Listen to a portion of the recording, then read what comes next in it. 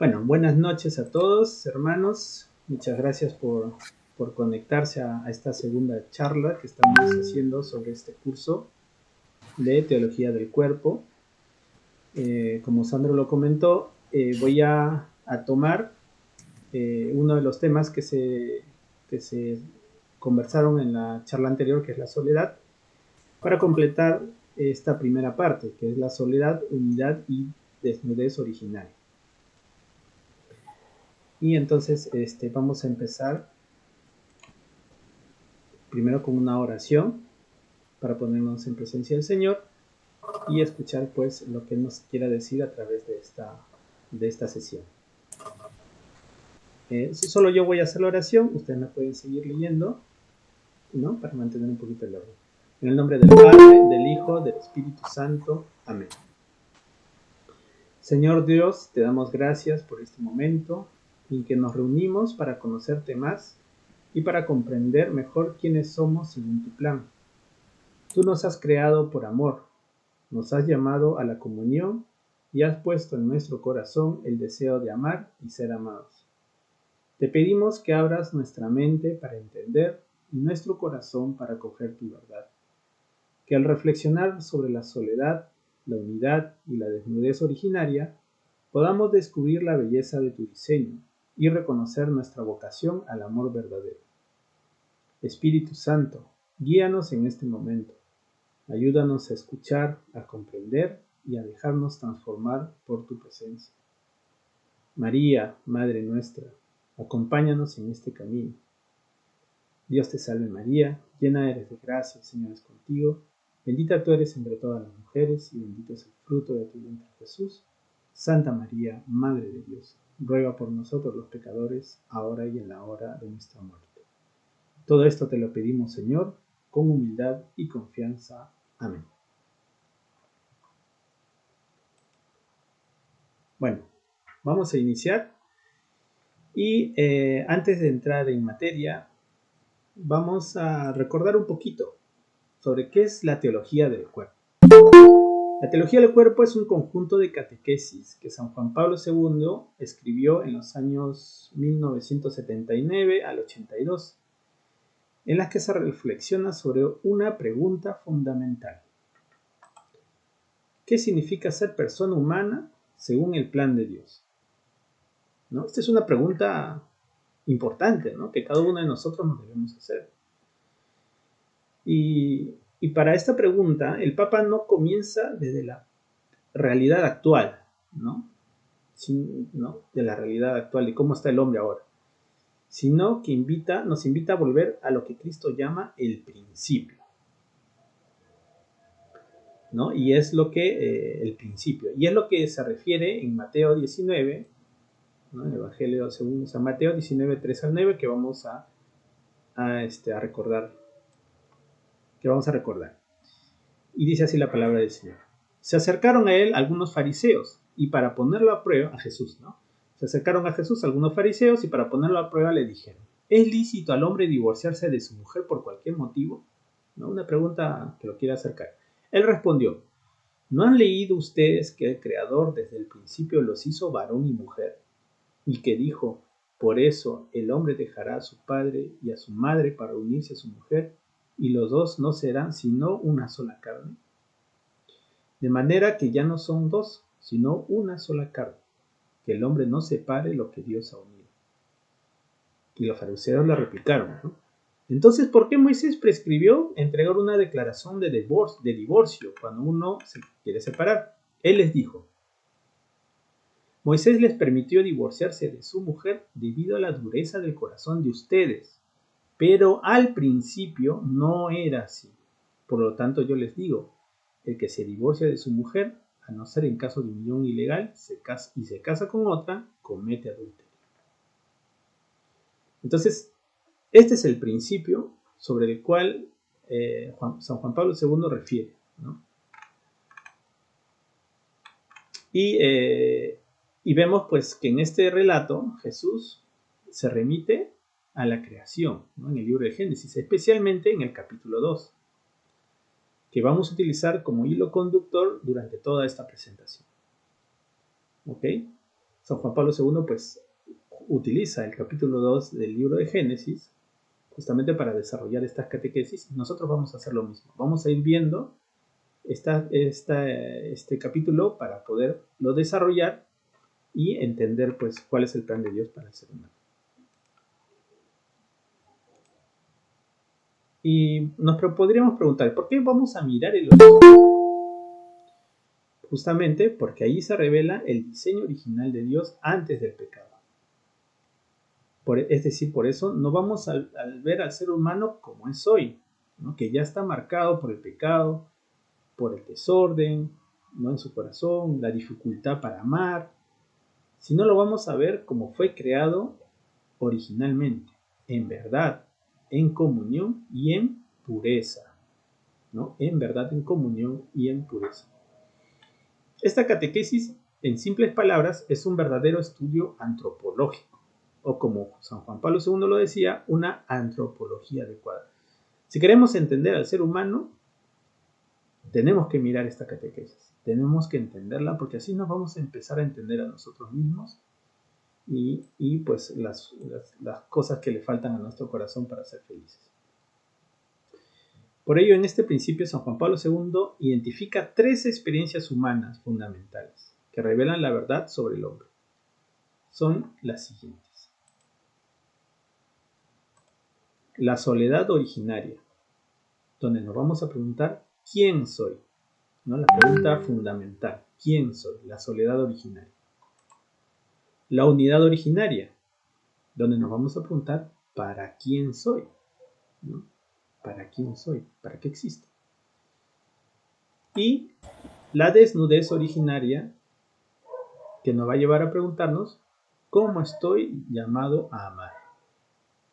¿No? Fíjense que este es el principio, ¿no? ¿Quién soy? ¿Para quién soy? Y ¿cómo estoy llamado a amar? Estas preguntas no son simplemente etapas de una historia, ¿no? Podemos verlos en el Génesis, son dimensiones profundas de la experiencia humana, ¿no? Revelan un aspecto importante del ser humano. Por ello, con estas catequesis vamos a aprender que el cuerpo humano tiene un significado más profundo que el meramente biológico o psicológico. No somos solamente carne, no solamente un animalito inteligente, no, sino que nos permite revelar al ser humano en su origen, antes del pecado, en su historia, en su caída y redención, y en su destino final, la resurrección. De esto trata la teología del cuerpo, ¿no? El origen del ser humano, su historia con su caída y su destino final, que es la resurrección. En esta sesión vamos a remitirnos al origen, en estas 3 primeras experiencias originales. Empecemos entonces con la primera, la soledad originaria. En esta primera experiencia humana no vamos a hablar de la soledad como tristeza o abandono, sino como algo mucho más profundo, ¿no? Como una experiencia que está en el origen mismo de lo que significa ser persona. Vamos a descubrir que esto nos revela qué significa ser persona. Y para entenderla vamos a seguir paso a paso el relato de Génesis, el capítulo 2. Acá un poco, antes de empezar, ya en materia en lo que toca en esta charla, me gustaría mencionar algo, ¿no? Que en la Biblia se menciona a Adán y a Eva, ¿no? Pero hay que entender que la Biblia pues está escrito en un lenguaje figurativo, ¿no? Y que Adán no refiere solamente al varón, ¿no? Sino que refiere a los hombres y las mujeres, ¿no? Es decir, que ambos fueron creados a la vez, ¿no? Como lo dice en el Génesis 1. Sino que Eva, que representa el complemento del hombre, ¿no? Del varón, pues es creado para llevarlo a su plenitud, como ya lo veremos más adelante. ¿Okay? Entonces digamos que no estamos acá en que necesariamente Adán representa a los hombres y Eva representa a las mujeres, ¿no? Sino que representan ellos a la comunidad humana, ¿no? Y que pues ambos fueron creados al mismo tiempo y pues no es que necesariamente uno existió antes que el otro, ¿no? La Biblia no es un libro de ciencia, de biología, ¿no? De historia, ¿no? Es Es un libro que nos enseña a conocer a Dios. ¿Ok? Eso como un pequeño paréntesis.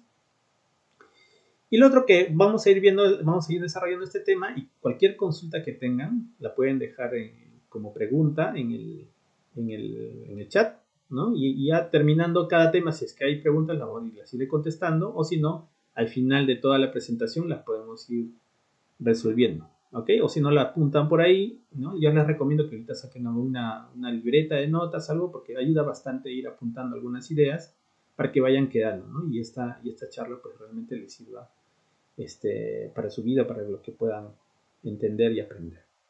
Bueno, entonces empecemos con la soledad originaria. El primer punto. El hombre es creado por Dios. El hombre es creado por Dios. En el texto de Génesis dice, el Señor Dios formó al hombre del polvo de la tierra e insufló en su nariz aliento de vida. Acá hay una primera verdad teológica clave. El hombre no solo es materia ni solo espíritu, es una unidad de cuerpo y alma, ¿no? Esto es fundamental en la teología del cuerpo, porque se entiende al cuerpo no como algo secundario, no como un envase, ¿no? que guarda al alma o al espíritu, no, sino que el cuerpo revela a la persona. Por eso San Juan Pablo II insiste que el cuerpo tiene un significado, es un lenguaje que expresa quién soy, ¿no? Ustedes traten de pensarse, ¿no? A sí mismos sin cuerpo, sin su imagen, sin su rostro, es imposible, ¿no? Yo me pienso a mí, me reconozco, me revelo como ser humano mediante el cuerpo. Y acá también hay un ejemplito sencillo con el que podemos entender este punto. Cuando uno abraza a alguien que aprecia, ¿no? que le tiene cierto cariño, uno da un abrazo sincero, no solamente lo hace con el cuerpo, ¿no? Sino también con una expresión, ¿no? Con un afecto. De esa manera yo estoy expresándome como persona, ¿no? Es algo muy humano, ¿no? Un abrazo. Entonces el cuerpo pues no es solamente algo auxiliar. Punto 2. El hombre tiene conciencia de sí mismo. En el Génesis continúa mostrando al hombre en el jardín rodeado de la creación, ¿no? Ya lo crearon, ¿no? Ya fue creado, y luego se ve rodeado de la creación, ¿no? Que fue creado días antes, ¿no? Pero acá ocurre algo importante, ¿no? Algo interesante. Que Dios hace pasar a los animales delante de él para que les ponga nombre. Y esto de poner nombre tiene un significado importante, porque el ser humano, a la hora de ponerle nombre a los animales y a la creación, comienza a distinguirse de ellos, ¿no? Se distingue, ¿no? Se ve diferente a ellos. Y al mismo tiempo también se reconoce como superior a ellos, superior al resto de la creación. Y veremos luego que es el administrador finalmente de la creación, ¿no? Dios le da esa potestad, ¿no? Al poner a los animales frente a él para que les pongan nombre, ¿no? Animales y las plantas, el nombre, le está dando Dios al hombre la potestad de administrador de la creación. Y en ese momento, pues el hombre se da cuenta de algo, ¿no? Que los animales, la creación existe, pero que ninguno es como él. Aquí aparece la primera dimensión de la soledad como autoconciencia, ¿no? La soledad como autoconciencia, es decir, es el primer momento en el que el ser humano se da cuenta que ha sido creado por Dios, pero que es diferente a la creación. El hombre descubre entonces que es distinto al resto de la creación, que es único y que es alguien y no algo, como el resto de la creación. San Juan Pablo II dice que aquí el hombre descubre su subjetividad, es decir, su yo. Un ejemplito acá que me gusta es que es cuando un niño chiquito, de entre 2 o 3 años, comienza a decir yo, ¿no? Yo, o mío, ¿no? Los niñitos de esa edad piensan que todas las cosas son suyas, ¿no? Mío, ¿no? Yo, ¿no? O comienza a decir su nombre, ¿no? Dice, ¿dónde está Rosita? Ah, acá estoy yo. Entonces ya comienza a saber, ¿no? ¿Quién es yo? Entonces es un momento clave aquel, ¿no? Porque se da cuenta el niño, el ser humano, se da cuenta que existe como persona, que no es solamente algo, ¿no?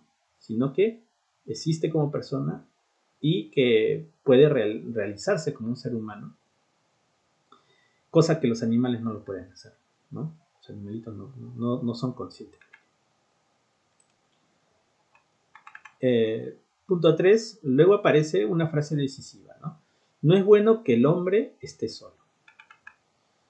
Esto de repente no puede llamar mucho la atención, ¿no? Al hacer la lectura del Génesis, porque hasta este punto, en el Génesis 2, ¿no? Comparándolo con el Génesis 1, que se menciona que todo era bueno, ¿no? Dios creó la luz, ¿no? Separó la luz de la sombra y todo era bueno, ¿no? Terminó el primer día, terminó el segundo día, siempre menciona todo era bueno. Pero ahora menciona algo que dice no es bueno, lo cual no significa que haya un error en la creación, ¿no? No es que Dios haya hecho algo malo, sino que revela algo profundo, que acá en la soledad revela una carencia estructural en el ser humano, ¿no? Hay algo que le falta. Pero ojo, esta no es una carencia material, no es una carencia que le falte algo, ¿no? Sino que le falta alguien, ¿no? San Juan Pablo II explica, el hombre está hecho para la comunión, pero aún no la vive plenamente, ¿no? Es algo que ya veremos cómo se soluciona.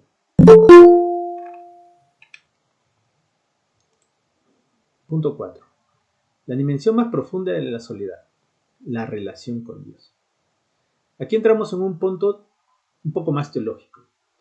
La soledad originaria no es solo que no haya otra persona, sino que también es una experiencia de soledad delante de Dios. El hombre descubre que existe, ¿no? Ya lo vimos en el punto anterior, que ha sido creado por Dios y que depende de él. Y que esto genera una relación única. El hombre es el único ser capaz de entrar en diálogo con Dios. Esto también lo separa del resto de la creación. Es el único que puede hablar con el Creador. Los animales no pueden hacerlo, ¿no? Un animal no se pregunta cuál es el sentido de su vida, quién es su creador, cuál es su finalidad, ¿no? Simplemente sigue sus instintos. En cambio, el ser humano sí se pregunta. Es por eso que la soledad originaria tiene otra dimensión. Es una apertura a la trascendencia, ¿no? El hombre no solo busca a otro ser humano, en lo más profundo busca a Dios. Punto 5. Vamos a también descubrir que la soledad es una llamada al don. Una de las ideas más importantes de la catequesis es que lo que dice San Juan Pablo II es que el hombre descubre que no puede realizarse solo, pero no porque le falte algo como un objeto, sino porque está hecho para darse. El ser humano solo se comprende plenamente cuando se entrega a otro, ¿no? Y esto nosotros lo podemos ver pues en nuestra realidad especialmente, ¿no? Donde hay lamentablemente muchas personas que no conocen a Dios, que no les importa el que tienen al lado, ¿no? A su prójimo no les importa. No me refiero a alguien desconocido, de paso su propia familia, ¿no? Sino que se buscan solo a sí mismos, ¿no? Pero que finalmente no llegan a ser felices, ¿no? Es porque les falta algo, ¿no? Y es aquello de darse, porque estamos hechos para darnos. Estamos llamados a darnos, a donarnos. Y nuestro cuerpo nos revela esa vocación. Acá hay otra clave. El cuerpo tiene un significado esponsal. Es una palabra que Juan Pablo II utiliza recurrentemente. ¿Qué significa eso? ¿Qué es ser esponsal? El cuerpo está hecho para expresar amor, para darse. Antes incluso de la mujer, el hombre ya lleva escrita esta verdad. Está hecho para la comunión, pero todavía no puede vivirla. Y ahí es donde entra esta tensión de la soledad originaria, ¿no?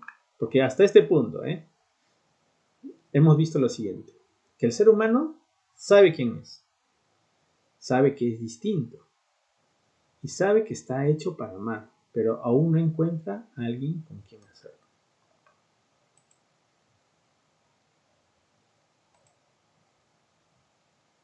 Y acá cerrando la soledad originaria, vamos a hacer una pequeña recapitulación. Podemos resumir la soledad originaria en tres grandes dimensiones. La primera, la soledad ontológica, que es el hombre se da cuenta que es distinto al resto de la creación. La primera soledad, soledad ontológica, ¿no? Ontológica quiere decir que es de su ser, ¿no? Su ser, por su ser está dándose cuenta que es distinto a la creación. La soledad relacional, que se da cuando está llamado a la comunión, pero aún no la vive, ¿no? Necesita relacionarse. Está llamado a la comunión, pero aún no la vive. Y la soledad teológica, que está en relación con Dios.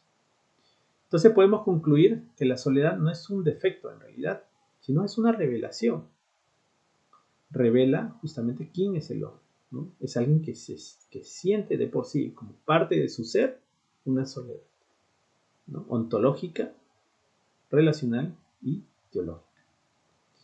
Y esto nos va a servir como un punto de transición, porque en la siguiente sección vamos a tocar la unidad originaria. Porque Dios no deja al hombre en esta soledad. No es el final la soledad, sino es el comienzo. Porque precisamente ahí, en esta experiencia de soledad, nace el deseo de comunión. Y es entonces donde Dios dice, voy a hacerle una ayuda adecuada. Esto no es simplemente que al hombre crearle una compañía, ¿no? O un ayudante, ¿no? Cuando dice ayuda adecuada, no es simplemente una compañía, una ayuda adecuada, ¿no? Sino es responder a algo más profundo, que responde a la necesidad de la comunión inscrita en el ser humano, ¿no? El ser humano tiene esa necesidad. Entonces Dios va a venir y va a cubrir esa necesidad. Y es así como la soledad originaria, que hemos conversado hasta el momento, va a preparar el camino hacia algo mayor, que es la unidad originaria. ¿Ok? Entonces, bueno, hemos hablado un tema importante, en realidad son varias charlas que nos se ha tratado de comprimir en la soledad originaria. Y me imagino que por ahí han salido tal vez consultas, cosas, entonces pueden ir dejando sus preguntas en el chat o escribiéndolas para el final, ¿de acuerdo? Pero vayamos meditando en esta pequeña charla. Entonces ahora vamos a tocar el tema de la unidad originaria. Retomando el Génesis, tenemos la siguiente cita. No es bueno que el hombre esté solo. Voy a hacerle una ayuda adecuada. Y descubrimos que acá hay una primera iniciativa. La iniciativa es de Dios. Lo primero que debemos notar es esto. La unidad no sale del esfuerzo humano, sino de la iniciativa de Dios. El hombre no resuelve su soledad por sí mismo, sino es Dios quien actúa. Esto tiene una profundidad teológica muy grande. La comunidad humana tiene su origen en Dios. No es solo una necesidad psicológica o social, ¿no? Sino es parte del diseño divino. Dios nos quiso así. Dios quiso que nosotros sintamos esa necesidad de comunidad y Dios ha permitido esa comunidad. Por eso que la iglesia está llamada a ser comunidad. Y Dios permite una ayuda adecuada, ¿no? El texto dice que Dios crea una ayuda adecuada, la cual ayuda no significa inferioridad. San Juan Pablo II explica que el término bíblico indica que esta frase indica que alguien está frente a él, es decir, en igualdad de dignidad, capaz de corresponderle. No es un complemento como una pieza que le falta a otra, ¿no? Sino es otro yo. ¿Okay? No es que la mujer sea parte del hombre, ¿no? Sino que es otro yo, es otra persona similar a mí, ¿no? Y el sueño profundo. El Génesis continúa. El Señor hizo caer sobre el hombre un sueño profundo. El sueño que indica que el hombre no participa activamente en la creación de la mujer. Es una obra totalmente de Dios. ¿Qué significa esto? Que la unidad entre el hombre y la mujer no es un invento humano, es un don recibido, ¿no? Estamos hablando de que esto es parte del plan de Dios. La mujer creada del costado. El texto dice, tomó una de sus costillas y formó a la mujer. Aquí encontramos uno de los símbolos más ricos, porque la mujer no es tomada de la cabeza como no para dominarla, ¿no? Para que no domine, digamos, no es tomada de los pies para no ser sometida, sino es tomada del costado, es decir, para que esté al lado, en igualdad, como compañera, como complemento. No, recuerden acá que no estamos hablando necesariamente de mujeres, ¿no? Sino estamos hablando de la complementariedad que hay entre el hombre y la mujer en general, ¿no? San Juan Pablo II ve aquí una revelación fundamental. Hombre y mujer comparten la misma humanidad. No hay diferencia de dignidad. Hay diferencia sí, ¿no? Por favor, hombres y mujeres son diferentes, pero orientada a la comunión, ¿no? Estamos hechos para ser comunidad.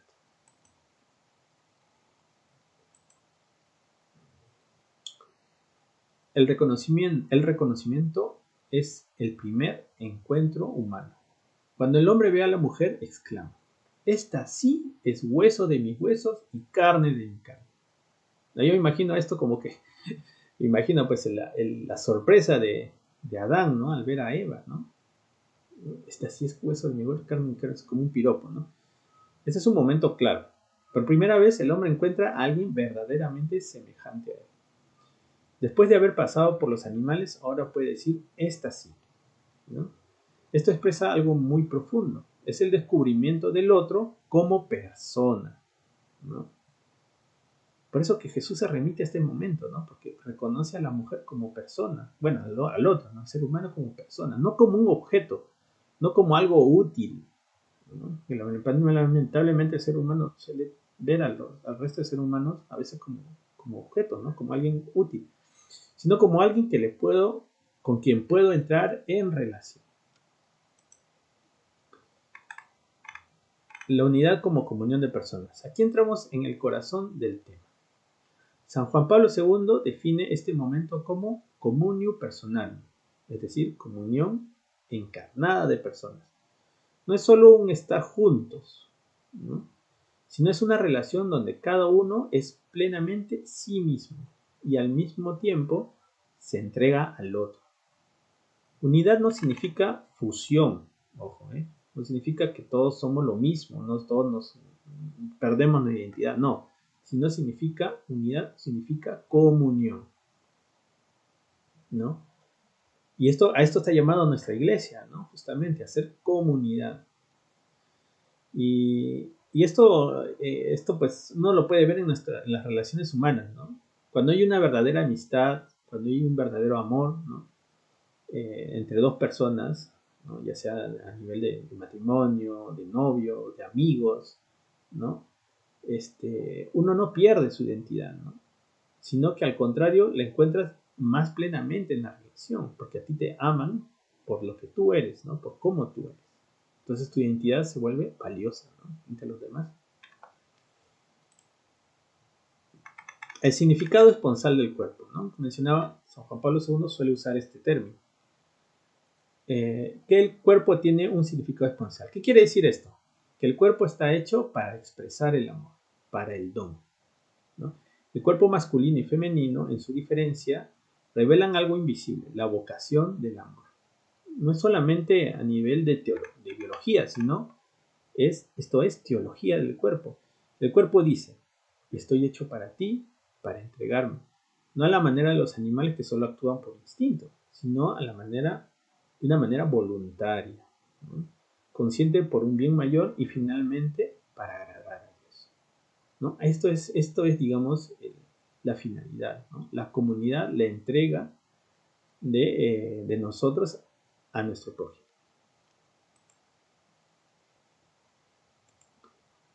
El relato del Génesis termina con la siguiente frase. Por eso el hombre dejará a su padre y a su madre y se unirá a su mujer y serán una sola carne. Aquí alcanzamos la plenitud de la unidad originaria porque una sola carne no es solo una unión física, es una unión de vida, ¿no?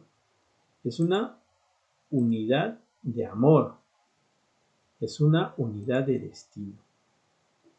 Es una comunión total de personas. ¿Y qué significa la unidad originaria? La superación de la soledad. Ahora podemos entender algo clave. La unidad originaria responde a la soledad originaria, pero no la elimina simplemente, sino que la transforma. Por eso la soledad no es algo malo, ¿no? Sino que permite esa transformación de soledad en unidad. La soledad mostraba que el hombre estaba hecho para el otro. La unidad realiza esa vocación, ¿no? La soledad te descubre, porque tú te descubres quién eres, que eres sido creado por Dios, diferente en la naturaleza y que necesitas a alguien. Y la unidad realiza esa vocación, ¿no? Ya te descubres que yo existo para los demás, existo para dar. Entonces, hay una profundidad teológica, ¿no? en la unidad, que es que la comunión entre el hombre y la mujer refleja algo de Dios mismo, ¿no? Acá ya nos elevamos aún un poco más, ¿no? San Juan Pablo II sugiere que Dios, que es comunión en la Trinidad, deja su huella en la comunión humana.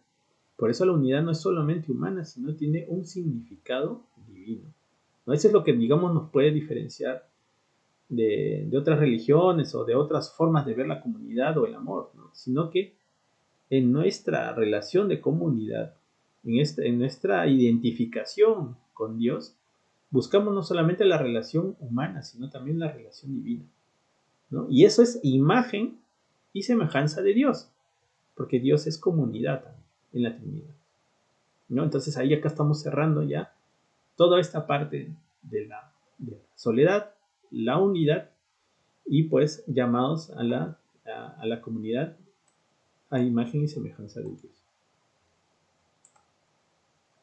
Recapitulando, podemos resumir la unidad originaria de esta manera. Que la unidad es un don de Dios, primero. Que es comunión de personas. Que se basa en la igualdad y la diferencia. Se expresa a través del cuerpo y que realiza la vocación del amor, ¿no? Esto es pues lo que Jesús nos vino a enseñar, ¿no?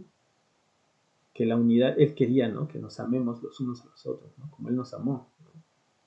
En nuestra igualdad y diferencia, ¿no? Como Él amó a todos, ¿no? Al pecador especialmente, ¿no? Y que pues nos llama a la vocación del amor. Y para concluir en esta primera parte de la teología del cuerpo, en esta charla, vamos a ver ahora la desnudez originaria. Ya después de haber recorrido la soledad originaria, donde el hombre se descubre quién es, y luego la unidad originaria, donde descubre al otro y la comunión, llegamos ahora a un tercer momento, que a primera vista puede parecer sencillo, pero en realidad es profundamente teológico. Tenemos en Génesis 2:25. Estaban ambos desnudos, el hombre y su mujer, pero no sentían vergüenza. ¿Qué significa realmente esta desnudez? A primera vista podríamos pensar que el texto simplemente describe una condición física, ¿no? Parece algo gracioso, ¿no? Curioso. No, al menos eso es lo que cuando uno es pequeño, cuando uno es niño, no lo lee, están desnudos, ¿no? Qué raro, ¿no? ¿Por qué estarían desnudos? No tendrían frío, ¿no? Qué sé yo. Pero bueno, analizándolo como debe ser, San Juan Pablo II nos invita a ir mucho más profundo. La desnudez originaria no es solo ausencia de ropa, es una condición interior del ser humano, ¿no? La desnudez es una condición interior del ser humano. La ausencia de vergüenza es clave para esta interpretación. El punto central del versículo no es la desnudez, es que no sentían vergüenza. Porque en nuestra experiencia actual, la desnudez pues suele ir acompañada de vergüenza, ¿no? Yo no puedo estar desnudo, ¿no? Por ahí. De incomodidad o de necesidad de protección. No puedo. Me siento desprotegido, ¿no? Y obviamente es así.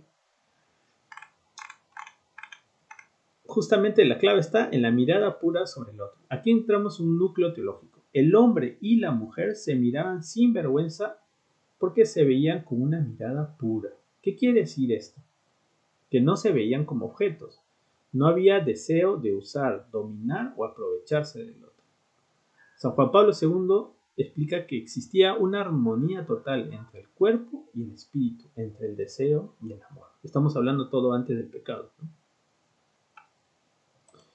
Y justamente el cuerpo es transparencia a la persona, ¿no? En la desnudez originaria, el cuerpo tenía un significado muy claro. Era totalmente transparente a la persona. El cuerpo no ocultaba nada, no generaba desconfianza. Era un lenguaje perfecto del amor. Un ejemplito. Cuando tú conoces a alguien, ¿no? Que tú conoces, ¿no? Que tú conoces, tiene tu confianza, y te sonríe con total sinceridad, y no dudas tú de su intención, ¿no?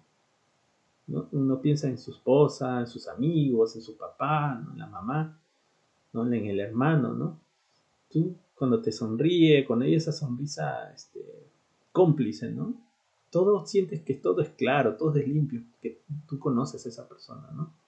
Esa es la relación transparente, ¿no? La relación transparente entre personas, entre hombres y mujeres.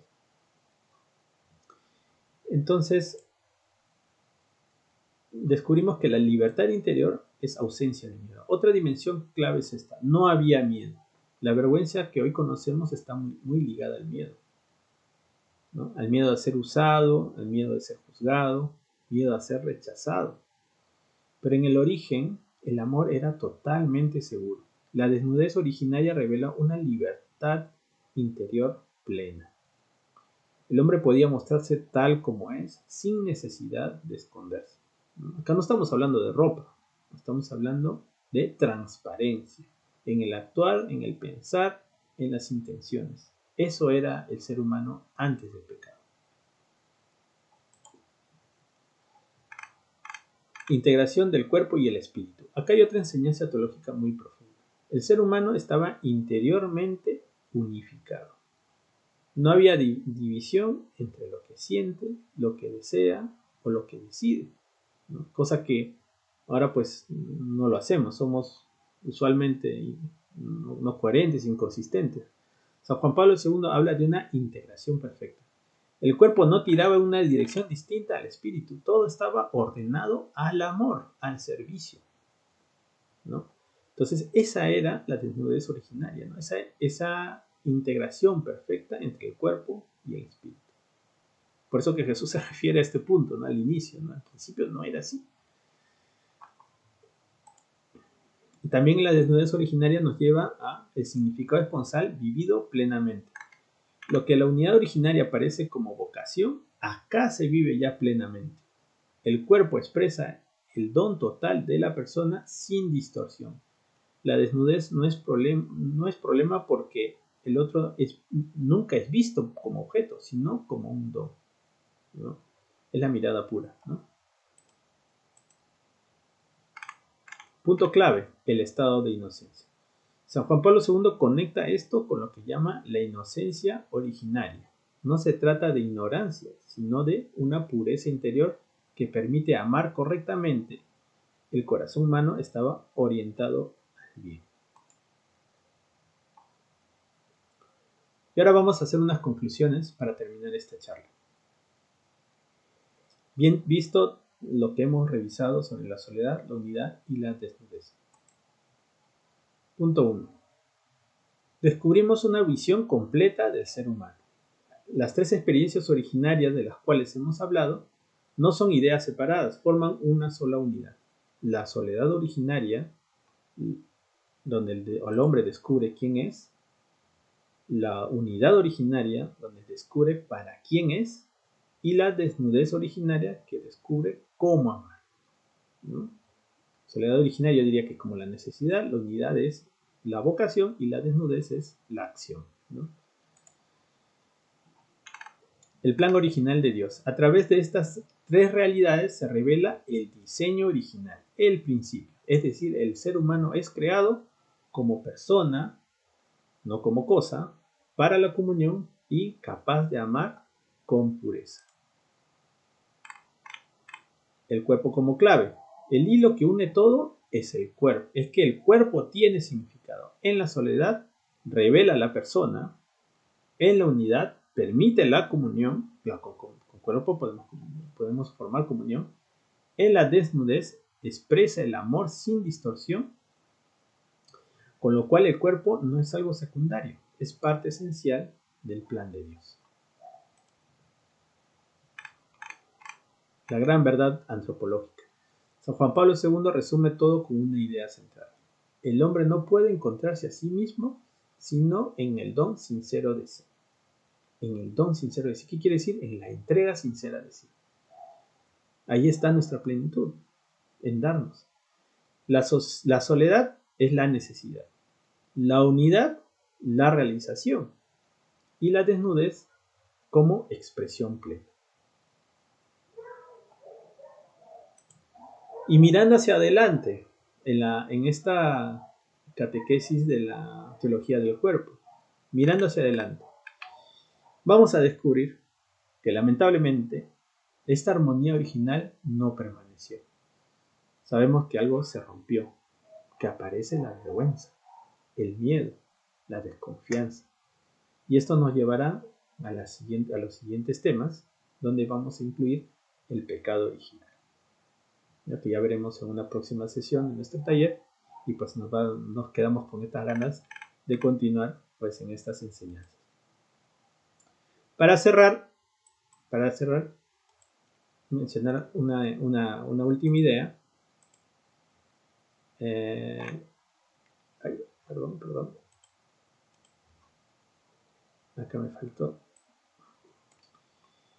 Que hoy hemos visto que en el origen el ser humano no estaba destinado a la soledad cerrada, ¿no? Sino a una comunión. No a la desconfianza, sino a la transparencia. No al uso del otro, sino al amor verdadero. Y todo esto esto no es una historia del pasado, no queda en Adán y Eva, no queda en la Biblia, sino que es una verdad sobre nosotros. Acá es donde nos vemos reflejados. Porque en lo más profundo de nuestro corazón seguimos buscando exactamente eso. Amar y ser amados de verdad, ¿no?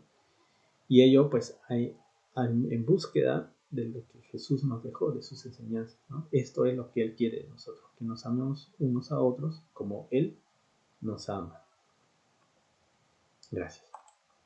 Bueno, ahora quiero presentar yo ya en la charla pasada lo presentamos, pero hoy día vemos que hay muchas más personas.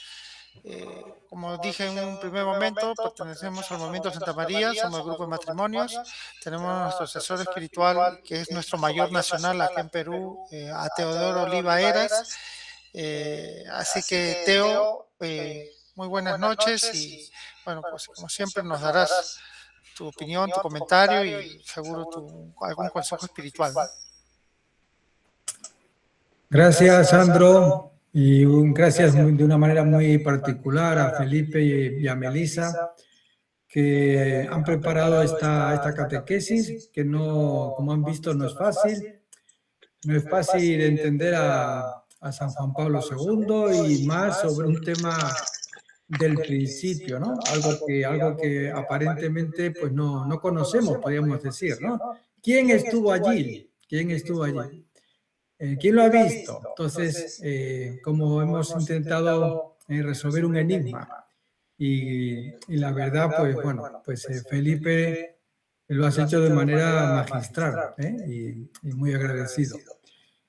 A ver, hemos hablado entonces de teología y hemos empezado diciendo que Juan Pablo II quería llegar a una antropología adecuada. Entonces, teología por un lado, antropología, y hemos hablado también de la revelación, ¿no?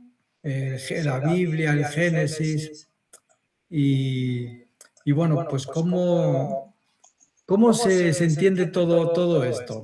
Pues yo no voy ahora a contestar a esto porque es largo, pero que necesitamos estudio, necesitamos conocer nuestra fe, necesitamos dar respuesta a las dudas. Y solamente una pincelada. Juan Pablo II lo que intenta es, bueno, y creo que lo consigue, llegar a unir algo muy importante, que es unir la experiencia humana con la revelación. La experiencia humana la estudia la antropología, que es el hombre, ¿no? Cómo se manifiesta, cuáles son sus manifestaciones culturales, etcétera. En fin, el estudio del hombre es la antropología. Y ese estudio es a través de la experiencia, ¿no? Que vamos viviendo cada uno y también de todo lo que lo que vamos haciendo, la humanidad. Pero por otro lado tenemos la revelación. Es que tenemos la palabra de Dios. Y ese es el estudio de la teología. Y las dos cosas las une magistralmente Juan Pablo II con este concepto. Algo tan humano, tan humano, tan humano, a lo que nadie puede decir que no es humano, es el cuerpo. Porque podemos tener discrepancias sobre el alma o el espíritu, pero lo visible del hombre es el cuerpo. Y digamos, lo visible, podríamos decir, lo visible también de la teología es la revelación. Entonces ahí está la unión esa magistral, ¿no?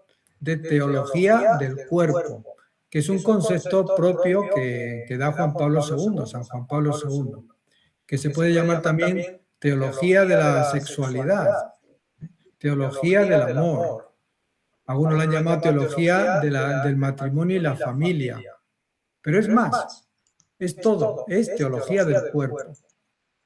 Y nada, pues lo que hemos visto esta noche es eso, cómo la experiencia que tenemos todos de soledad, de unidad y de desnudez, de vergüenza, que claro, que la vivimos en la historia, que la historia es el pecado, pero nos lleva al plan original de Dios. Y eso es lo que magistralmente muy bien nos ha presentado Felipe. Y solamente un pequeño concepto ahí que un poco es el significado esponsal del cuerpo. Cuerpo hay que entenderlo como un concepto teológico. Cuerpo es persona, es la persona. La persona humana tiene el cuerpo y el espíritu. Bueno, pues el cuerpo, igual que el espíritu, está llamado al amor, está llamado a la comunión. Y eso es esponsal, ese es el esposo, la esposa, que es lo mismo hombre que mujer. Y no es lo mismo esposo que cónyuge. O sea, todos tenemos cuerpo. Entonces todos estamos llamados a ser esposos o esposas, como hombre o como mujer. Y algunos, digamos, el arquetipo que se dice, el modelo más claro son los cónyuges, pero no es exclusivo. O sea, el amor conyugal es el ejemplo más claro del amor esponsal, pero el amor esponsal es para todos, porque es propio de la persona. En principio, digamos, como hay las dos grandes vocaciones, ¿no? A la consagración en la Iglesia o la consagración por la Iglesia, que es el matrimonio, ¿no? Con la Iglesia, bueno, pues para la misión, etcétera, etcétera, una vida consagrada. Y entonces, bueno, Juan Pablo II va a intentar dar respuesta a todos los interrogantes del mundo moderno, pero para eso es necesario la revelación. Y la revelación empieza justamente con el plan original de Dios. No podemos entender al hombre de hoy si no conocemos el plan original de Dios. Y al plan original de Dios le llegamos también a través de la palabra escrita, revelada en la Biblia, y también a través de la propia experiencia. Y bueno, las consecuencias de toda esta teología del cuerpo bueno, de alguna manera está todavía sin estrenar en la Iglesia, y lo vamos a ir desarrollando durante todo el año, a través de las catequesis siguientes, y yo sí que les invitaría, me he invitado primero a mí mismo, ¿no?, a formarme bien en esta teología del cuerpo, y estoy estudiando. Invitaría también a todos. Todos es muy necesario que tengamos una sólida formación en teología, en teología, en antropología, en filosofía, en historia, porque el mundo nos lo pide. Estamos en un mundo en el que hay que dar razones de nuestra fe. Y nada más, ya iremos, de repente vamos a hacer algún ajuste en el horario, en las siguientes vamos a irlo explicando, pero en principio todos los meses vamos a tener un encuentro sobre teología del cuerpo. Y por mi parte nada más, agradecerles su presencia y desearles buenas noches y una vez más felices Pascuas de Resurrección.